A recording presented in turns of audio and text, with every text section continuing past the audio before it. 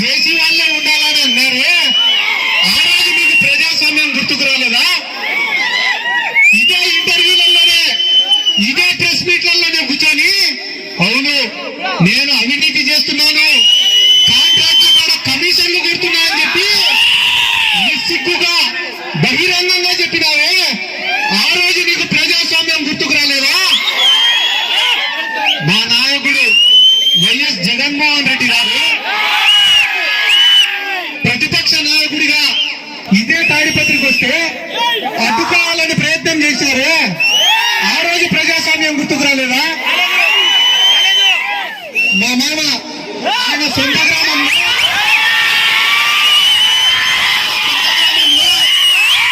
చిన్నంపల్లెలో ఆయన పని ఆయన చేసుకుంటా, ఆయన కుటుంబంతో ఆయన ప్రశాంతంగా ఉంటే పార్టీ ఆఫీస్ తెచ్చి ఆ గ్రామంలో కొట్లాటలు పెట్టాలని చూశారు. ఆ రోజు మీకు ప్రజాస్వామ్యం గుర్తుకు రాలేదా? ఈ రోజు పెద్దారెడ్డి దెబ్బకు ప్యాంటు తడుపుకొని ప్రజాస్వామ్యం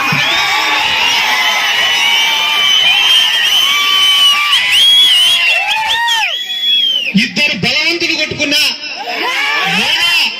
ఇద్దరు సమఉచ్చీలు కొట్టుకున్నా దాన్ని ఫ్యాక్షన్ అని అంటారు.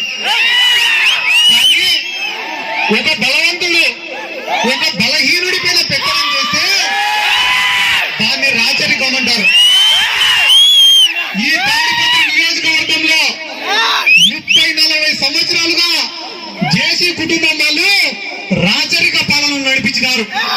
కానీ పెద్దారెడ్డి గారు ఎమ్మెల్యే అయిన తర్వాత ఈ తాడిపత్రిలో ప్రజాస్వామ్యాన్ని తిరిగి నెలకొల్పినారు. ఇది నేను మీరే కాదు, రాయలసీమ ప్రజలు, రాష్ట్ర ప్రజలందరూ తెలుసుకోవాల్సినటువంటి పచ్చి నిజం. ఏ రకంగా అంటే మన పెద్దారెడ్డి గారు పాదయాత్ర చేస్తున్నారు. పాదయాత్ర చేస్తుంటే రాష్ట్రంలో ఉండే మంత్రులు, జిల్లాలో ఉండే ఎమ్మెల్యేలు, నాలాంటి యువకులు, పక్క జిల్లాలో ఉండే నాయకులు అందరూ కూడా వచ్చి ఆయనకు మద్దతు తెలిపిపోతారు. ఎందుకంటే ఆయన పైన మాకున్నటువంటి గౌరవం. ఇంకొక పక్కన జేసీ వాళ్ళు ఉన్నారు. ఈ జిల్లాలో 70% మంది తెలుగుదేశం పార్టీ వాళ్ళు ఏం కోరుకుంటారు తెలుసా? జేసీ వాళ్ళు వద్దు అని కోరుకుంటారు. మేము గెలిచినా గెలిచకపోయినా తాడిపత్రిలో మాత్రం జేసీ వాళ్ళు ఓడిపోవాలని కోరుకుంటారు.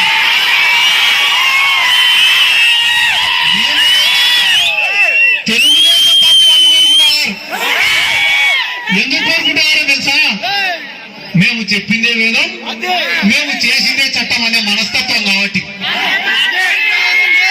నియంత ధోరణి కాబట్టి ఎవరైనా కూడా మా ముందర చేతులు కట్టుకొని నిలబడాలా, చెప్పులు వదిలేసి నిలబడాలా, తల దించుకొని నిలబడాలనే నియంత స్వభావం ఉంది కానీ కాబట్టి.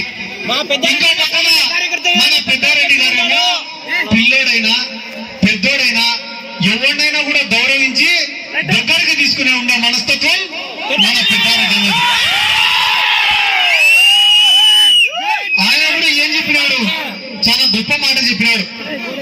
మన పెద్దారెడ్డి గారు కూడా దేశీ కుటుంబానికి చాలా పెద్ద మాట చెప్పినాడు. ఒరే, నష్టపోతే నీ కుటుంబం అన్నా నష్టపోవాలా, లేదా నా కుటుంబం అన్నా నష్టపోవాలా, కానీ మధ్యలో అమాయకమైన ప్రజలు ఎందుకు నష్టపోవాలరా? నీ కోసం నా కోసం మన మధ్య ఉండే కార్యకర్తలు ఎందుకు నష్టపోవాలరా అని చెప్పి ఒక దమ్మున్న నాయకుడు మాట్లాడిన మాట మాట్లాడినాడు. కానీ జేసీ వాళ్ళు మాత్రం ఎంతమంది పోయినా బాధలే కానీ మేము మాత్రం సంతోషంగా ఉండాలని అనుకుంటున్నారు. అది వాళ్ళ నాయకత్వానికి మన నాయకత్వానికి ఉన్నటువంటి తేడా. ఇది ప్రతి ఒక్కరు కూడా గమనించుకోవాల్సిన అవసరం ఉంది. ఎందుకంటే నేను నిన్న మొన్ననే చూసిన, ఎవరైతే ఈ జేసీ వాళ్ళు కానీ చాలా మంది టీడీపీ వాళ్ళు కానీ మా జగన్ సార్ గేట్లు తీస్తే వెంటనే దూరాలని ఉన్నారు లోపలికి. వచ్చి వైఎస్ఆర్ కాంగ్రెస్ పార్టీలో చేరాలని అనుకుంటారు వీళ్ళందరూ కూడా. ఎప్పుడైతే జగన్ సార్ వీళ్ళని చేర్చుకోలేదో మళ్ళా వెంటనే మా జగన్ సార్ విమర్శిస్తారు. ఆడవాడు ఒకటి చిత్తూరులో ఏమో పాదయాత్ర చేసుకుంటూ తిరుగుతా,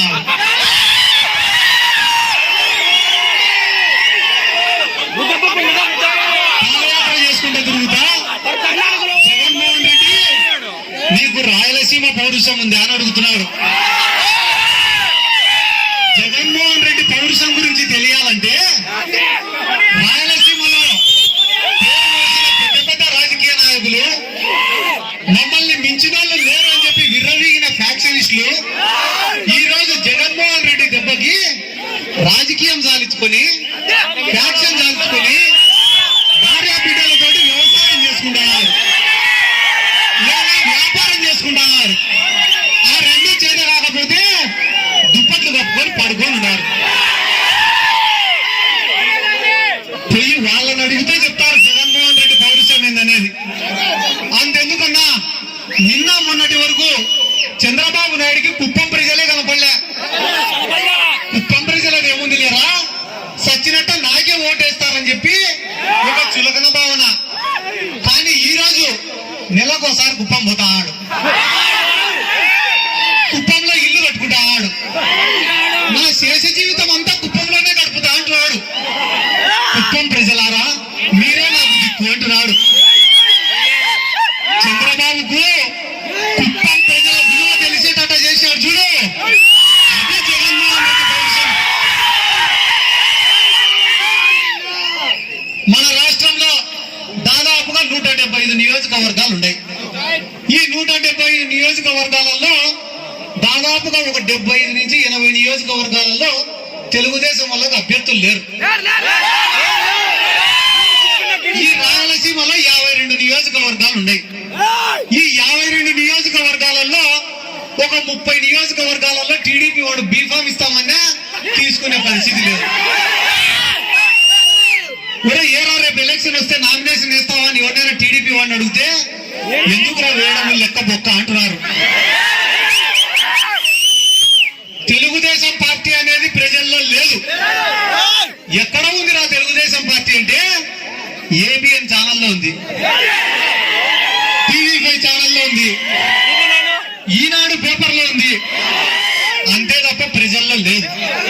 కానీ గడప గడపకు వైఎస్ఆర్ కాంగ్రెస్ పార్టీ ఉంది, పాదయాత్రలలో వైఎస్ఆర్ కాంగ్రెస్ పార్టీ ఉంది, సంక్షేమ పథకాలలో వైఎస్ఆర్ కాంగ్రెస్ పార్టీ ఉంది, ప్రజల గుండెల్లో వైఎస్ఆర్ కాంగ్రెస్ పార్టీ ఉంది. మీరందరూ కూడా గమనించండి. ఇంకా ఎన్నికల దగ్గరకు వచ్చినాయి, కేవలం 1 సంవత్సరం రోజులు మాత్రమే ఉన్నాయి ఎన్నికలకి. ఇంకా ఎన్నికలకు దగ్గరకు వచ్చే కొద్దీ ఏం చేస్తారా తెలుగుదేశం వాళ్ళంటే రోజు మీడియా ముందుకు వచ్చి మాట్లాడతారు, రోజు మమ్మల్ని తిడతారు, డబ్బుల ప్రలోభాలు పెడతారు. ఇంకా మీలాంటి నియోజకవర్గాలలో అయితే ఇదొక్కటే మాకు చివరి ఎన్నికలు, ఒక్క ఛాన్స్ ఇవ్వండి, ఒక్క ఛాన్స్ అని అడుగుతారు. గ్రామాలలో కొట్లాటలు పెట్టి గ్రూపులు తయారు చేయాలని చూస్తారు. కాబట్టి ఏ నిర్ణయం తీసుకున్నా కూడా 1కి 10 సార్లు ఆలోచన చేసి నిర్ణయం తీసుకోండి. ఎందుకంటే ఈ పక్కన మా పెద్దారెడ్డి మామ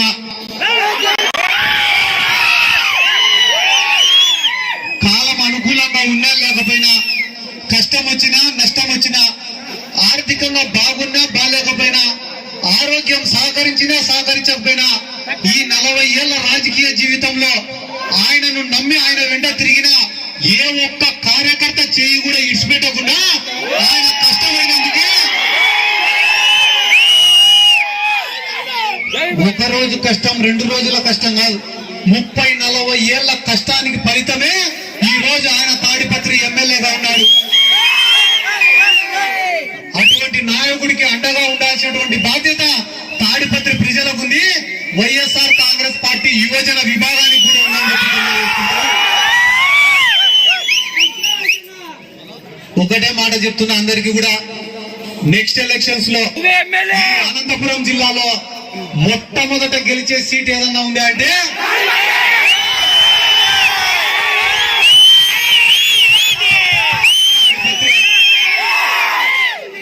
నేను ఇంకా మీకు సంక్షేమ పథకాల గురించో, అభివృద్ధి కార్యక్రమాల గురించో, మా జగనన్న పాలన గురించో చాలా చెప్పచ్చు. కానీ